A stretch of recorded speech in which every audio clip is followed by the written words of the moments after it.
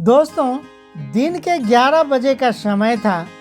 एक बहुत बड़े बैंक में एक बुजुर्ग व्यक्ति जिन्होंने साधारण से कपड़े पहन रखे थे और उनके हाथ में एक पुराना सा लिफाफा था, लेकर बैंक के अंदर घुस जाते हैं। लेकिन जैसे ही वह बुजुर्ग व्यक्ति बैंक के अंदर घुसे थे तो वहाँ पर जितने भी कस्टमर्स थे और जितने भी बैंक के कर्मचारी थे वह अजीब निगाहों से उस बुजुर्ग व्यक्ति की तरफ देखने लगते हैं। उस बुजुर्ग व्यक्ति का नाम था हरपाल सिंह। हरपाल सिंह, जिनके एक हाथ में छड़ी थी और दूसरे हाथ में पुराना सा लिफाफा पकड़ रखा था, वह धीरे धीरे काउंटर की तरफ बढ़ने लगते हैं। जो काउंटर ग्राहकों के लिए था और ग्राहकों की मदद करने के लिए एक महिला वहां पर बैठी हुई थी, जिस महिला का नाम था संगीता।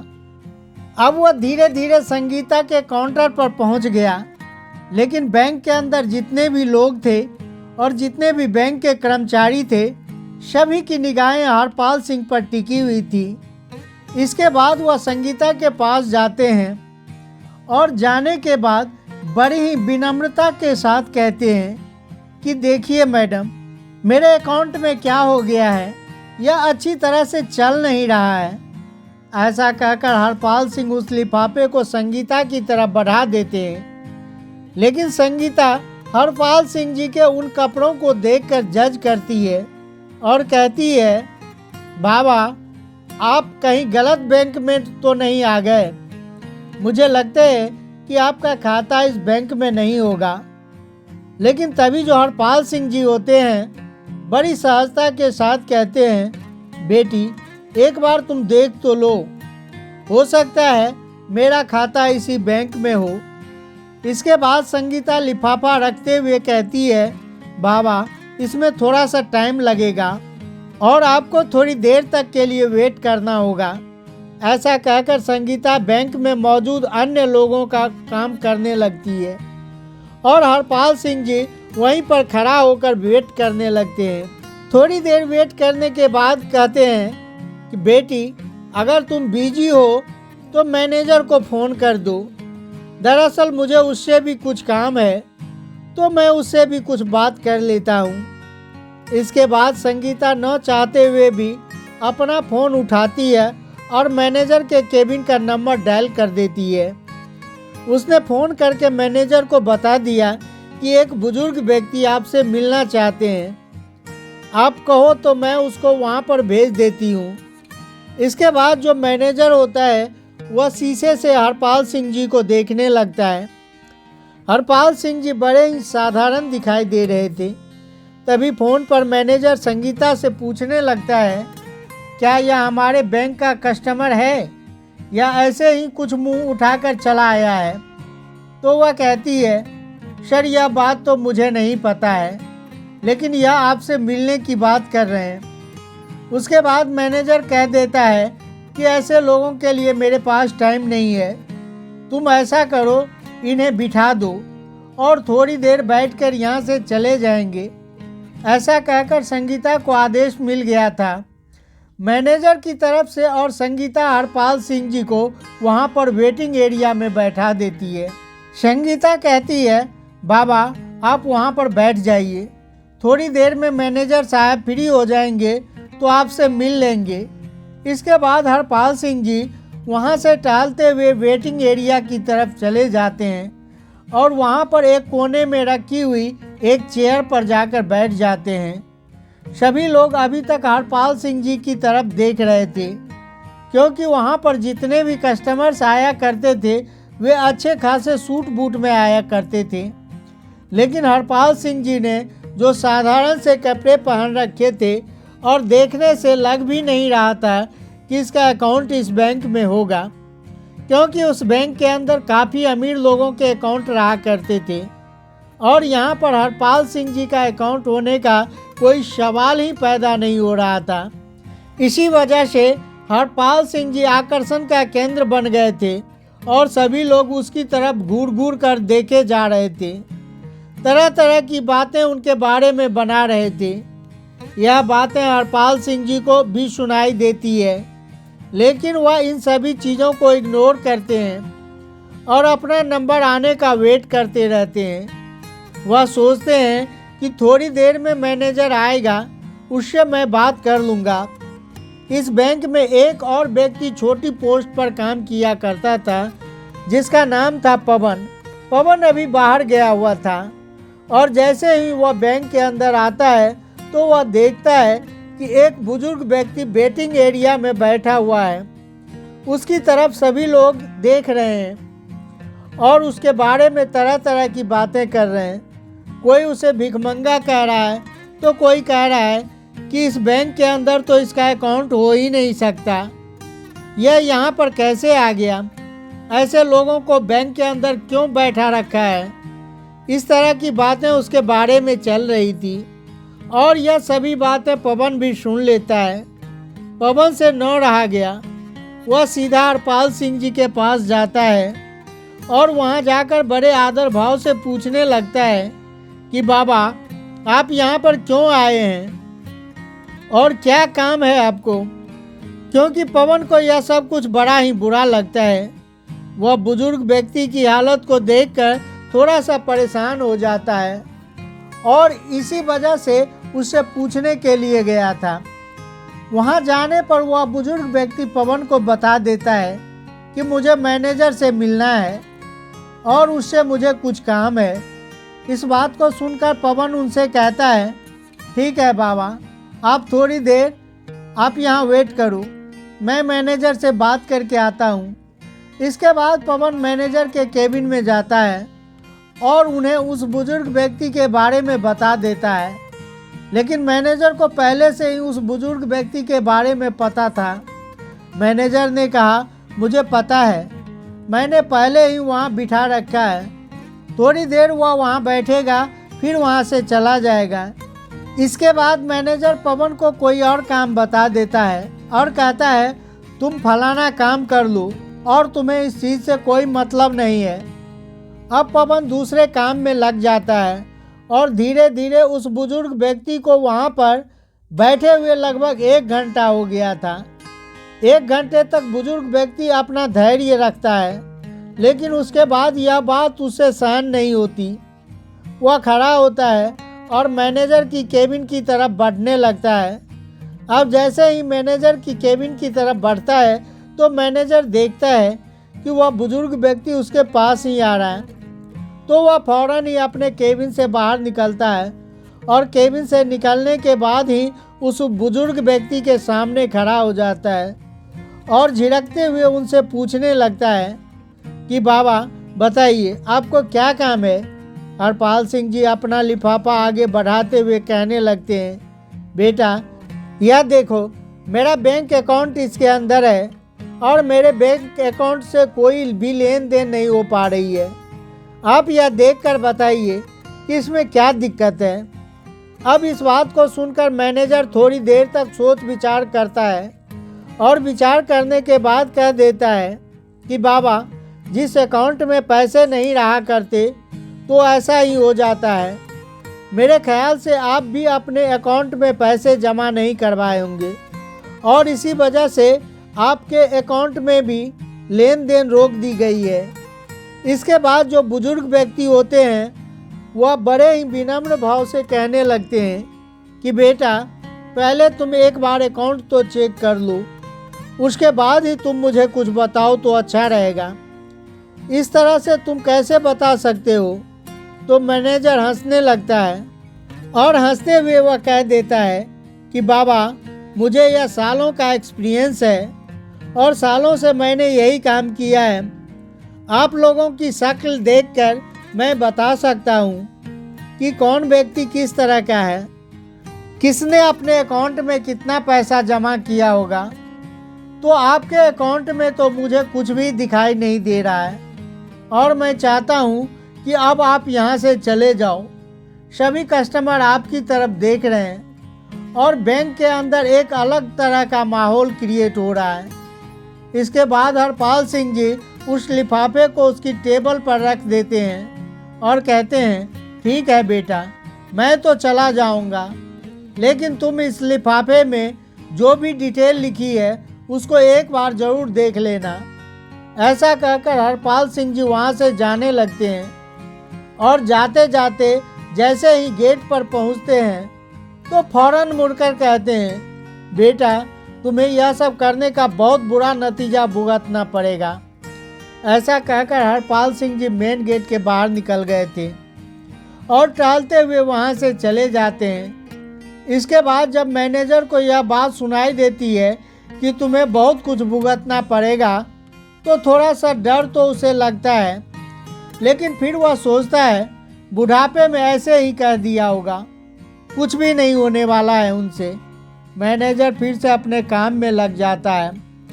इधर टेबल पर वह लिफाफा पड़ा हुआ था जिस लिफाफे के अंदर बुजुर्ग व्यक्ति के बैंक अकाउंट के डिटेल थी। इसके बाद जो पवन था वह वहां उस लिफाफे को उठा लेता है और अपने कंप्यूटर के सर्वर में लॉग इन करके उस लिफाफे के अंदर दी गई जानकारी के हिसाब से ढूंढने लगता है। ढूंढने के बाद जब कोई पुराना रिकॉर्ड खंगाला जाता है तब पता चलता है कि यह जो व्यक्ति यहाँ पर आया था वह एक तरह से इस बैंक का मालिक ही है, क्योंकि इस बैंक के 60% शेयर इसी के पास हैं। अब इस बात को सुनकर वह बड़ा ही हैरान हो जाता है और भी अच्छी तरह से उस डिटेल को पढ़ने लगता है। तो डिटेल को पढ़ने के बाद वह पूरी तरह से कंफर्म हो जाता है कि यह इस बैंक के मालिक ही है। इसके बाद पवन उस रिपोर्ट की कॉपी निकालता है और कॉपी निकालकर बैंक मैनेजर के पास जाने लगता है। बैंक मैनेजर जो अपने किसी अमीर कस्टमर से बात कर रहे थे और उन्हें तरह तरह की स्कीमें बता रहे थे, इस बात को नोटिस करता है और फिर केबिन के अंदर आने लगता है। बैंक मैनेजर उसे इशारा करता है और इशारे से पूछने लगता है कि किस लिए तुम यहाँ पर आए हो। उसके बाद जो पवन होता है वह इशारों से ही बता देता है कि यह एक रिपोर्ट है, यह उस व्यक्ति की है जो वहाँ पर लिफाफा लेकर आया था और आपने उसे ऐसे ही यहाँ से भेज दिया। आप एक बार इस पर नज़र डालेंगे तो अच्छा रहेगा। ऐसा कहकर पवन ने वह रिपोर्ट मैनेजर साहब की टेबल पर रख दी, लेकिन तभी जो मैनेजर साहब होते हैं अपनी उस क्लाइंट से थोड़ी देर के लिए एक्सक्यूज़ लेते हैं और कहते हैं, देखो भाई पवन, हमारे पास ऐसे वैसे लोगों के लिए टाइम नहीं है। उसके बाद पवन बड़े आदर भाव के साथ मैनेजर साहब से कहने लगता है कि अगर आप इसको एक बार देख लें तो बड़ा ही अच्छा रहेगा। लेकिन जो मैनेजर होता है वह उस रिपोर्ट को आगे की तरफ सरकाते हुए कहते हैं, मुझे इसको नहीं देखना और मुझे ऐसे कस्टमर में कोई दिलचस्पी नहीं है। ऐसा कहकर उसने रिपोर्ट को पवन की तरफ बढ़ा दिया और पवन उस रिपोर्ट को लेकर अपने काम धंधे में लग जाता है। बैंक के अंदर का माहौल अब शांत हो चुका था। सभी लोग अपने अपने काम धंधे में लग गए थे और धीरे धीरे शाम हो जाती है। उसके बाद दूसरे दिन हरपाल सिंह जी उसी टाइम पर फिर से आते हैं, लेकिन आज उसके साथ एक सूट बूट वाला व्यक्ति भी था जिसके हाथ में एक ब्रीफकेस भी था। और अंदर आने के बाद वहाँ पर सभी लोगों का अटेंशन अपनी तरफ खींचते हैं। इसके बाद मैनेजर को अपनी तरफ आने का इशारा करते हैं, तो मैनेजर भी डरते हुए अपने केबिन से निकलकर हरपाल सिंह जी के सामने खड़ा हो गया। तभी हरपाल सिंह जी मैनेजर से कहते हैं कि मैनेजर साहब, मैंने आपसे कहा था ना कि यह बात आपको बहुत भारी पड़ेगी। आपने जो कुछ भी कल मेरे साथ किया था वह बिल्कुल भी बर्दाश्त के लायक नहीं है। तो अब आप भी अपनी सज़ा भुगतने के लिए तैयार हो जाइए। इस बात को सुनकर मैनेजर थोड़ा बुखला जाता है, लेकिन फिर वह सोचता है कि क्या सज़ा मुझे दे सकते हैं, भला मेरे साथ क्या कर सकते हैं। उसके बाद हरपाल सिंह जी कहते हैं, तुम्हें मैनेजर के पद से हटाया जा रहा है और तुम्हारी जगह बैंक में काम करने वाले इस पवन को मैनेजर बनाया जा रहा है और तुम्हें फील्ड का काम देखना होगा। इस बात को सुनकर मैनेजर थोड़ा बुखला जाता है और कहने लगता है कि आप होते कौन हो मुझे इस तरह हटाने वाले। हरपाल सिंह जी कह देते हैं, मुझे एक तरह से बैंक का मालिक ही समझ लो। क्योंकि इसका 60% शेयर मेरे पास ही है और मैं चाहूँ तो तुम्हें हटा भी सकता हूँ और किसी और को तुम्हारी जगह लगा भी सकता हूँ। यह बात सुनकर बैंक के अंदर जितने भी कर्मचारी थे और जो कुछ भी कस्टमर कल भी इस बैंक के अंदर आए थे और आज भी आए थे, वह सभी लोग एकदम से हैरान हो जाते हैं और हरपाल सिंह जी की तरफ फटी फटी निगाहों से देखने लगते हैं। इसके बाद वह व्यक्ति जो हरपाल सिंह जी के साथ आए थे, वह अपने उस ब्रीफकेस को खोलता है और खोलने के बाद उसमें से एक डॉक्यूमेंट निकालता है जो कि पवन की प्रमोशन का था। उसे एक बैंक मैनेजर बना दिया गया था। इसके बाद दूसरा लेटर निकालता है जिसे बैंक मैनेजर को दे देता है और कहता है अगर तुम्हें फील्ड में ड्यूटी करनी है तो बेशक कर लो, लेकिन मैनेजर बनकर तुम इस बैंक में नहीं रह सकते। यह बात सुनकर मैनेजर के पसीने छूटने लगते हैं और वह अपनी कल की गलती के लिए बुजुर्ग व्यक्ति से माफ़ी मांगने लगता है। लेकिन तभी जो हरपाल सिंह जी होते हैं वह उसे उठाते हैं और कहते हैं माफ़ी किस बात की मांग रहे हो और मैं किस वजह से तुम्हें माफ़ कर दूं? तुमने जो हमारे साथ दुर्व्यवहार किया था वह हमारे इस बैंक की पॉलिसी के खिलाफ है। क्या तुमने कभी इस बैंक की पॉलिसी नहीं पढ़ी? यहाँ पर अमीर गरीब में कोई फ़र्क नहीं किया जाएगा और सभी को एक ही पल्ले में तौला जाएगा। दरअसल इस बैंक की स्थापना हरपाल सिंह जी ने की थी और यह बात पहले ही घोषित कर दी थी कि इस बैंक के अंदर किसी भी व्यक्ति को गरीब नहीं समझा जाएगा और न ही किसी को ज़्यादा अमीर समझा जाएगा। सभी के साथ सामान्य व्यवहार किया जाएगा और अगर कोई भी बैंक का स्टाफ ऐसा करता है तो उसके खिलाफ कड़ी से कड़ी कार्रवाई की जाएगी। तो हरपाल सिंह जी कहते हैं वह तो तुम पर रहम कर रहा हूँ कि तुम्हें काम करने योग्य छोड़ रहा हूँ, वरना मैं चाहूँ तो तुझे यहाँ से हटा भी सकता हूँ। जो तुमने मेरे साथ किया वह बिल्कुल भी किसी के साथ नहीं होना चाहिए। तुम्हारे बैंक में काम करने वाले पवन, जिसके हाथ में कुछ भी नहीं था, फिर भी उसने आकर मुझसे पूछा, मेरे लिए कुछ करना चाहा तो तुमने उसे डांट दिया।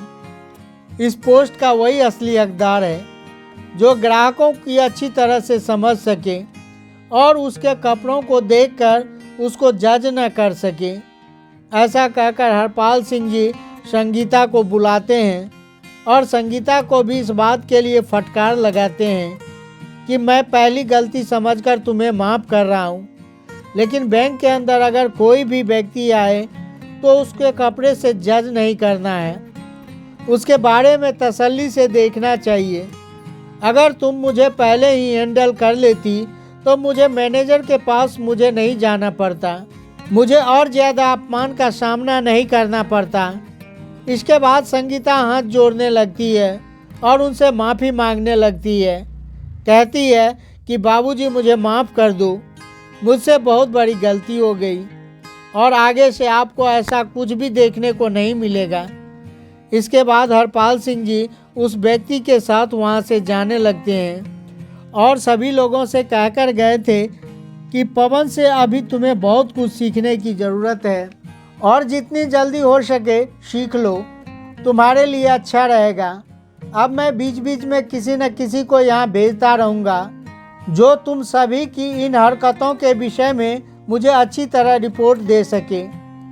ऐसा कहकर हरपाल सिंह जी वहाँ से चले गए और बैंक का पूरा स्टाफ इस बारे में बात करने लगता है और सोचता है कि अब अच्छी तरह से काम करना होगा, कहीं अगली बार उसका नंबर न आ जाए।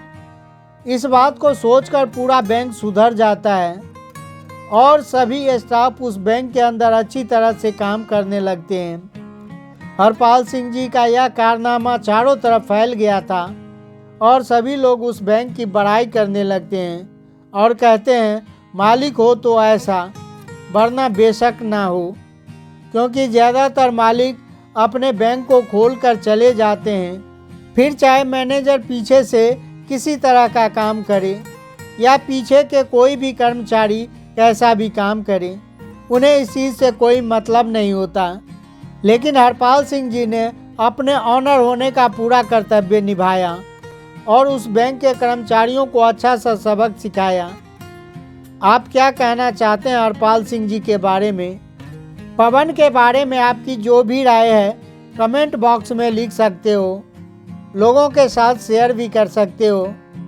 वीडियो अगर अच्छी लगी हो तो वीडियो को लाइक और चैनल को सब्सक्राइब ज़रूर कर दो ताकि हमें थोड़ा सा हौसला मिले।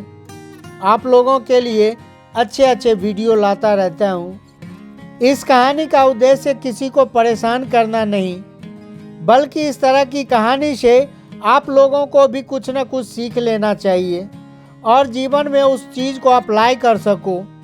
तो मिलते हैं किसी अगली वीडियो में नई टॉपिक के साथ। वीडियो के अंत तक बने रहने के लिए आपका बहुत बहुत धन्यवाद।